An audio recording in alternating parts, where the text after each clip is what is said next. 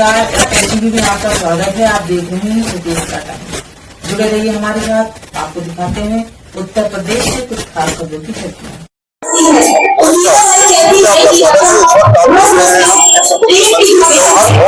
मौजूद है और यहाँ आप देख सकते हैं भगवान चित्रगुप्त की किस तरीके से यहाँ पे जानकारी नहीं है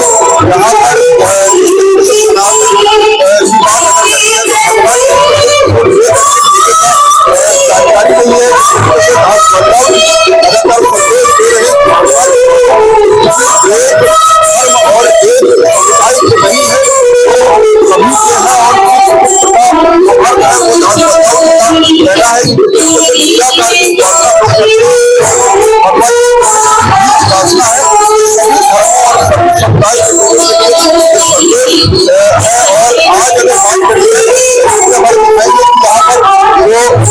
हनुमान जी की भी यहाँ मूर्ति लगी हुई है और साथ में वहाँ आप देख सकते हैं कि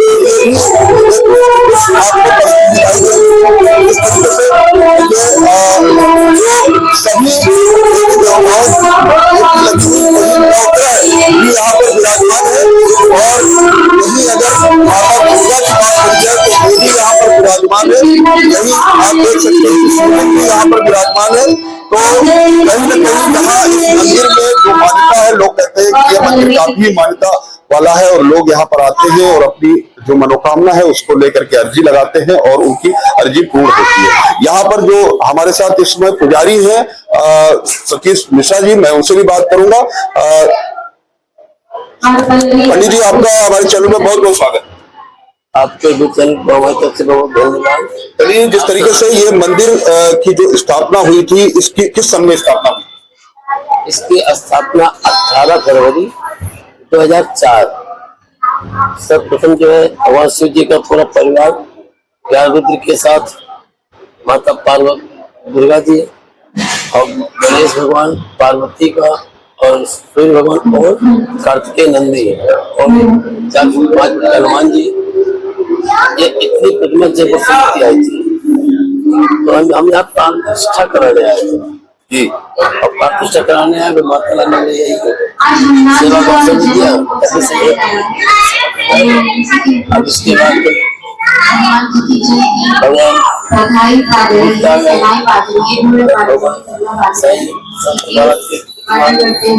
मंडल भी आ गए, राम भगवान भी आ गए, सब प्रतिमा सबका। ये बताइए कि आज भगवान चित्रगुप्त प्रकटोत्सव और हनुमान जयंती है, दोनों एक साथ एक ही मौके पर दोनों के जन्म पड़ रहे हैं, तो क्या कुछ ऐसा कुछ खास क्या है?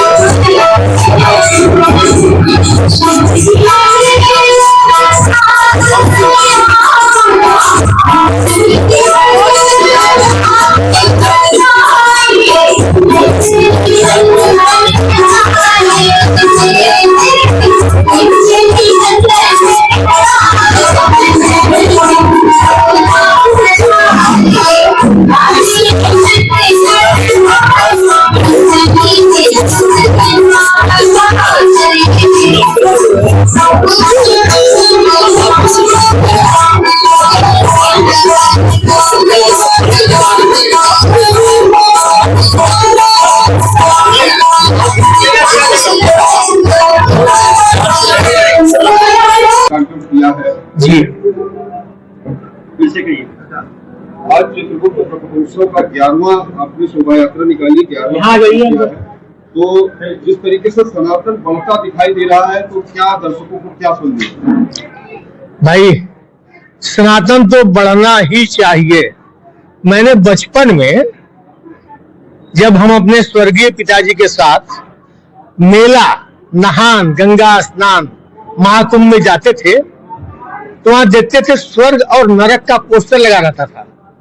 वहां जो मैंने नरक का पोस्टर देखा था तो इतना भयाक्रांत हो गया था कि अपने जीवन में तमाम सुख सुविधाएं मिली, हमको सभी कुछ मिला, इंद्र महाजाल भी मिला, लेकिन वो जो नरक हमने देखा था उसके डर से हमारा पांव कहीं इधर उधर नहीं हुआ, हम किसी गलत काम में नहीं गए। तो मेरे मन में आया कि जब मेरी योग्यता होगी तो मैं इसको बढ़ाऊंगा, और इसके मूल में, सनातन के पूरे मूल में आप देखें तो चित्रगुप्त है जो हमको स्वर्ग या नरक देते हैं।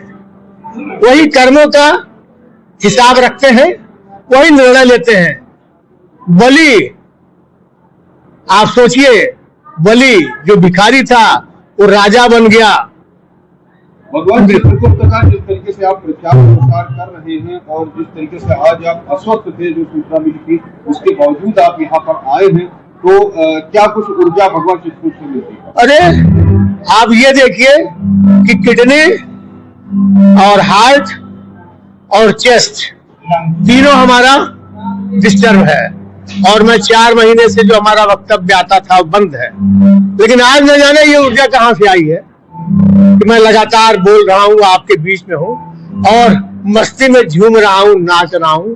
ये तो दैवीय शक्ति ही है, मेरे तो कोई औकात नहीं है। कितने वर्षों से आप भगवान चित्रकूट का प्रचार प्रसार कर रहे हैं? प्रचार प्रसार नहीं, मेरे मन में आया, आज 14वां वर्ष हुआ। मैं यहाँ नौकरी करता था जवाहर भवन में, और मेरे मन में आया, मैंने समाज के बड़े बुजुर्गों से कहा कि भाई हम ऐसा चाहते हैं, उन लोगों ने मना कर दिया। मैं रोने लगा। हमारे बेटे ने, ऐसा बेटा भगवान सबको दे, इसने कहा पापा आप क्यों परेशान हैं, आप मूर्ति स्थापित करिए। हम लोगों ने मूर्ति मंगवाई जयपुर से और स्थापित कराया। इसे स्थापित कराने के साथ हमारे पुराने साथी मिश्रा जी बैठे हुए हैं, यहाँ बैठ गए थे बाबा, उठ ही नहीं रहे थे। और किन हालात में मैं रोने लगा कि बाबा उठिए, इतना फुर्ती से उठ गए और आकर के यहाँ बैठ गया। मैं आपको बता नहीं सकता। जो सतीश पांडे, मिश्रा जी वगैरह जो लोग थे, पूरे गार्ड थे यहाँ के, समुदाय तो कमाल हो गया। जो इतने भारी थे उतने हल्के हो गए। उसके बाद से मैंने मान लिया कि ये बहुत बड़ी शक्ति है, और है भी। सबका लोप हो जाता है, आप जानते हैं, ब्रह्मा, विष्णु, महेश सब जन्म लेते हैं। एक युग के बाद सबका परिवर्तन होता है। भगवान चित्रगुप्त जो हमारे चित्त में ही है, उनका कभी लोप नहीं होता। हमारे अंदर गुप्त रूप से बैठे हैं, गुप्त निकल गया तो चित्त शरीर बैठ गया, शरीर बेकार हो गया, इस शरीर का कोई वैल्यू नहीं है, मिट्टी हो गया, इसको फूंक दिया जाता है। यह है चित्त, और गुप्त वो है जो हमारे अंदर विराजमान है, हम बोल रहे हैं। अब ये गुप्त चला जाए तो खत्म, सारा खेल खत्म। ये है भगवान चित्रगुप्त की महिमा। और इसी के साथ नवग्रह क्या महत्व है? ये पूरी सृष्टि, पूरा आकाशीय पिंड, आकाश मंडल ग्रहों पर और उपग्रहों पर और नक्षत्रों पर निर्भर करता है। सबके जीवन में इनका प्रभाव अवश्य ही पड़ता है। बिना इसके प्रभाव के कोई रह नहीं सकता। भगवान राम पर भी पड़ा था, उनको वनवास जाना पड़ा था। मां सीता भी पड़ी थी। ब्रह्मा, विष्णु, महेश सब जन्म लेते हैं। एक युग के बाद सबका परिवर्तन होता है। भगवान चित्रगुप्त जो हमारे चित्त में ही है, उनका कभी लोप नहीं होता। हमारे अंदर गुप्त रूप से बैठे हैं, गुप्त निकल गया तो चित्त शरीर बैठ गया, शरीर बेकार हो गया, इस शरीर का कोई वैल्यू नहीं है, मिट्टी हो गया, इसको फूंक दिया जाता है। यह है चित्त, और गुप्त वो है जो हमारे अंदर विराजमान है, हम बोल रहे हैं। अब ये गुप्त चला जाए तो खत्म, सारा खेल खत्म। ये है भगवान चित्रगुप्त की महिमा। और इसी के साथ नवग्रह नवग्रह का क्या महत्व है? हाँ, ये पूरी सृष्टि, पूरा आकाशीय पिंड, आकाश मंडल ग्रहों पर और उपग्रहों पर और नक्षत्रों पर निर्भर करता है। सबके जीवन में इनका प्रभाव अवश्य ही पड़ता है, बिना इसके प्रभाव के कोई रह नहीं सकता। भगवान राम पर भी पड़ा था, उनको वनवास जाना पड़ा था। मां सीता भी पड़ी थी तो उनको उनका अपहरण हुआ था। कोई ऐसा भगवान कृष्ण पर भी पड़ा था, रणछोड़ कहलाए। सब पर पड़ता है, कोई दुनिया का विश्व का कोई ऐसा नहीं है जिसमें नवग्रह का प्रभाव न हो। नवग्रहों में ब्रह्मा, मुरारी, त्रिप्रांतकारी, भानु, शशि, भौम, बुधश्च, गुरुश्च, शुक्र, शनि, राहु, केतु हमारे शरीर में है, सारे नवग्रह। और इसी तरह से सारे नक्षत्र भी हमारे अंदर हैं। सब आप जो 33 करोड़ देवता कहते हैं, सब हमारे अंदर विराजमान है। सब आप इस बार का उद्देश्य, संदेश क्या है?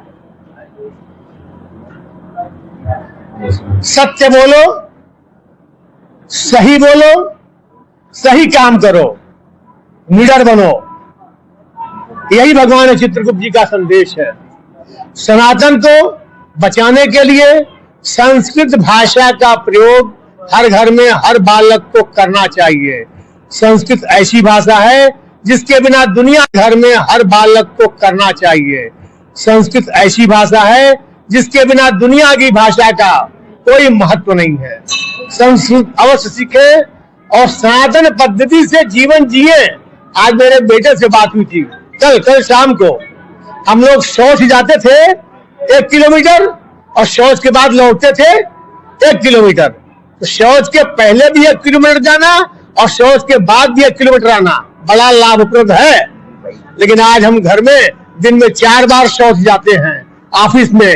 हमारी सेहत खराब हो गई है, हम सनातन छोड़ रहे हैं और उसका दुष्परिणाम भोग रहे हैं। अच्छा, हर साल के तरीके इस साल भी परंपरागत तौर से मनाया गया। इस साल कुछ नया क्या था? नया इस साल हमारी 250 महिलाओं ने भगवान के कलश को उठाया, भगवान का जिंदाबाद किया, भगवान के बारे में अपनी बातें रखी, श्रद्धा और विश्वास जमा। नवग्रह के सामने उन्होंने माथा टेका और सारे देवी देवता तो है ही है इसमें। आप समझिए, ब्रह्मा, मुरारी, त्रिपुरांतकारी, भानु के देवता शिव, शशि माने चंद्रमा और चंद्रमा के देवता है माता जी चंद्रमा की माता हैं, मतलब माता पार्वती। इसके बाद आते हैं इसके बाद आते हैं मंगल, भौम, और भौम के जो देवता हैं वो कार्तिकेय हैं। इसके बाद आते हैं बुध के देवता हैं जो भगवान विष्णु हैं। इसके बाद आता है बृहस्पति और बृहस्पति के देवता है ब्रह्मा जी। इसके बाद शुक्र आता है, शुक्र के देवता है इंद्र। और शनि आते हैं जिनको कहते हैं यम। राहु आते हैं जिनको कहते हैं काल। और उसके बाद केतु आते हैं जिनको कहते हैं भगवान चित्रगुप्त। यह 9 ग्रहों के देवता हैं, यह स्थापित देवता हैं। इसी तरह से हमारे त्योहार में अपना परिचय दे दें। मैं दिनेश चंद खरे कार्यक्रम में एक सहयोगी के रूप में आया और जो कार्य बड़े भाई बलराव जी ने मुझे सौंपे उसको संपादित किया। एक संयोजक के रूप में मेरा तो एक संदेश है इस सनातन धर्म के अनुयायियों के लिए कि उस धरा से इस धरा तक क्या धरा रह जाएगा, कर्म ऐसा कीजिए कुछ इस धरा पर रह जाए। तो सभी को चाहिए कि सनातन धर्म को आगे बढ़ाने के लिए हर मंगलवार को निश्चित समय अपने घर के निकट मंदिर पर जाएं और हनुमान जी की आरती करें। इससे एकत्रित होंगे, सनातन धर्म का प्रचार होगा और सभी सनातनी एकजुट होंगे और भारत का भविष्य उज्जवल होगा। आज भगवान श्री चित्रगुप्त जी की जयंती है। आपका क्या है? मैं हरिश्चंद्र श्रीवास्तव हूँ, केवल यही परिचय है। समाज का काम करता हूँ। भगवान श्री चित्रगुप्त की आज जयंती है और आज श्री हनुमान जी महाराज की भी जयंती है। हनुमान जी महाराज चिरजीवी और चित्रगुप्त जी भगवान पूरे सृष्टि का लेखा जोखा रखते हैं। आज उनके जन्मदिन के अवसर पर मैं यही कहूंगा कि पूरी दुनिया के सामने जो चुनौतियां हैं, पूरी दुनिया की मानवता के सामने जो वर्तमान की चुनौतियां खड़ी हैं, उसका एक ही समाधान है, वो है सनातन पद्धतियों का अनुसरण, सनातन धर्म का अनुसरण, सनातन धर्म के अनुकूल आचरण करना। आज अगर हम सब सनातन धर्म के अनुकूल आचरण करने लगे तो विश्व मानवता के सामने जो अनेकानेक संकट खड़े हैं उनका सबका समाधान उसमें सुनिश्चित है। ये बताइए कि आज जिस तरीके से चित्रगुप्त प्रकटोत्सव और हनुमान जयंती एक साथ हुआ है, तो जिस तरीके से आप लोग शोभा यात्रा निकालती है, तो क्या कुछ जो दर्शकों को बताएं, जो सनातनी है उनको बताएं? हाँ, हम सबसे पहले चित्रगुप्त भगवान की जय, जय हनुमान जी की। और आज के दिन प्रकटोत्सव हर साल हम लोग मनाते हैं इसी तरह। इसमें बहुत भी महिलाएं आके बढ़ चढ़ के हिस्सा लेती हैं, पुरुष भी आते हैं और यात्रा जो है 2 किलोमीटर 2.5 किलोमीटर की हजरतगंज के अंदर से निकाली जाती है, जो हमेशा सुचारू रूप से चलती रहती है। और अंत में आकर के हम लोग आरती करते हैं, भव्य आरती सारे लोग सामूहिक रूप से करते हैं। उसके बाद हम लोग जो है भगवान का भोग और प्रसाद सबको वितरित करते हैं, भंडारा करते हैं। इसके बाद उपरांत सब लोग अपना विदाई करते हैं। 11वां प्रकटोत्सव है आज आपका, तो जो इससे पहले से आप अभी तक सनातन में क्या कुछ फर्क नजर आया? हाँ, इस वक्त सनातन का बहुत बोलबाला है। आजकल हमारे मुख्यमंत्री जी भी हम लोग का बहुत साथ दे रहे हैं, जिससे हम लोग अभी है उनका प्रयागराज का काफी बड़ा उदाहरण रहा है, जिसमें बहुत से लाखों लोग आए। और मैं इतनी सौभाग्यशाली रही हूँ कि मैं 10 दिन वहाँ रही हूँ। मौनी अमावस्या का भी स्नान मैंने किया है और बसंत पंचमी का भी स्नान किया है, और मुझे तो ऐसा वहाँ लग रहा था जैसे सारा स्वर्ग आ गया है यहाँ पे। ये जो है बहुत बड़ी ख्याति हमें मिली है सनातन के प्रति। इसके अलावा आजकल लोगों में जागरूकता भी आई है, हमारे युवा भी अब जुड़ रहे हैं, बुजुर्ग तो जुड़ते ही है, साथ में युवा लोग भी जुड़ रहे हैं। जो आगे आने वाली पीढ़ी है वो सनातन के बारे में काफी जानकारी लीजिएगी कि आगे सनातन कैसा था और कैसा रूप था। वैदिक काल से जो चला आ रहा था वो सनातन का पूरा स्वरूप हम लोगों को देखने को मिलेगा। ये बताइए क्या संदेश, क्या उद्देश्य है इस कार्यक्रम के माध्यम से पूरे देशवासियों को? हमारा सबसे पहला उद्देश्य ये संपर्क होना, सब लोगों को आपस में संपर्क होएगा, एक साथ मिलते हैं, एक साथ जुटते हैं, एक साथ की भावना आती है। इस वजह से हम लोग ना ये कार्यक्रम हर साल करते हैं कि हम लोगों के साथ बहुत सारे लोग जुड़ रहे हैं। और यहाँ ही नहीं, बाहर के काफी लोग जुड़े हैं, जिनकी हम लोगों को बहुत मतलब ख्याति मिल रही है। इस मामले में हमारे बलदाऊ जी जिन्होंने बहुत अथक प्रयास से ये सब जुटाया है और 11-12 साल से वो बराबर करते आ रहे हैं इस यात्रा को। ये परंपरागत तौर से कई सालों से, जैसे आप बता रही 11 साल से होता आ रहा है, इस बार मैं क्या करा कुछ ऐसा? इस बार वैसे ही था जैसे होता है। इस बार थोड़ा सा ये महिलाएं की सहभागिता ज्यादा होती जा रही है। जब हम लोगों ने शुरू किया था तो 108 महिलाएं हमें बुलानी पड़ती थी। अब अपना स्वतः आती है महिलाएं, अपना नाम देती है कि हमारा नाम भी अंकित करिए, मेरे को भी कलश यात्रा में जाना है। उसके नाम आप बता सकेंगे? हाँ, क्यों नहीं बता सकेंगे। हमारे जो पदाधिकारी ग्रुप है उसमें नीलम श्रीवास्तव जी है, रंजना श्रीवास्तव जी है, अलका श्रीवास्तव जी है, कंचन श्रीवास्तव जी है, कीर्ति श्रीवास्तव जी है। इन लोगों के संग काफी रंजना श्रीवास्तव के साथ 40 महिलाएं हैं जो हाई कोर्ट में स्वयं जज है। और हमारे बीच में बहुत बड़े पदाधिकारी भी हैं, महिलाएं जो आती हैं और स्वेच्छा से दान भी देती हैं और खूब भाग अच्छे हर्षोल्लास से भाग भी लेती हैं। आपका नाम परिचय क्या है भाई? मैं दीपक कुमार श्रीवास्तव, एडवोकेट, जेबी चित्रगुप्त मंदिर ट्रस्ट, जिस प्रांगण में आप उपस्थित हैं और ये कार्यक्रम हो रहा है उसका अध्यक्ष हूँ।